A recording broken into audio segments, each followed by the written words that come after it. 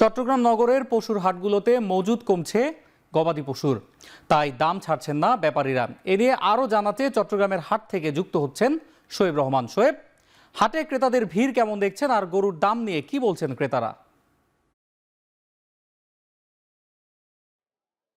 অন্যায় হাটে কিন্তু গেল কয়েকদিনের তুলনায় আজকে পশুর সংখ্যা অনেকটাই কমে এসেছে এবং পশুর পাশাপাশি ক্রেতার সংখ্যাও কিন্তু কমে এসেছে।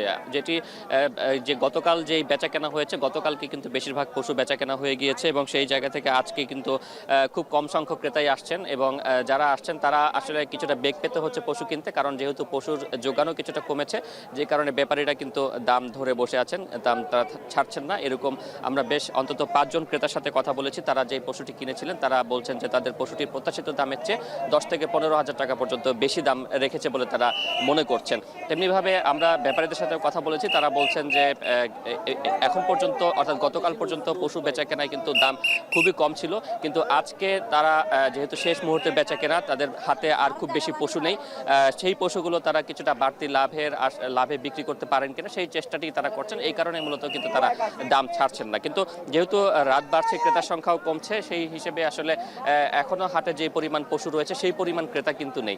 তো সবকিছু মিলিয়ে যদি বলতে চাই যে এবছর কোরবানিতে কিন্তু পশুর দাম মোটামুটি ক্রেতাদের সাধ্যের নাগালে ছিল বলে ক্রেতারা বলছেন। এবং চট্টগ্রাম নগরের ভেতরের পশুর হাটগুলোতে পশুর সংখ্যা কিছুটা কমলেও কিন্তু নগরের বাইরে যে হাটগুলো রয়েছে সেই হাটগুলোতে কিন্তু পশুর ব্যাপক মজুদ রয়েছে এবং সেই হাটগুলোতেও কিন্তু বেচাকেনা বেশ জমজমাট এবং সেখানে কিন্তু পশুর দাম অনেকটাই কম বলে আমরা জানতে পেরেছি।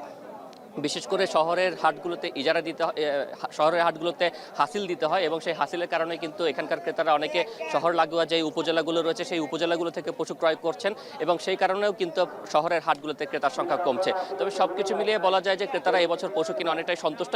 এই সময়টাতে এসে শেষ মুহূর্তে এসে যারা ধৈর্য সহকারে কিনতে পারছেন তারাই প্রত্যাশিত দামে পশু কিনতে পারছেন। তো চট্টগ্রামের পশুর হাট থেকে এই ছিল আমার কাছে সবশেষ তথ্য।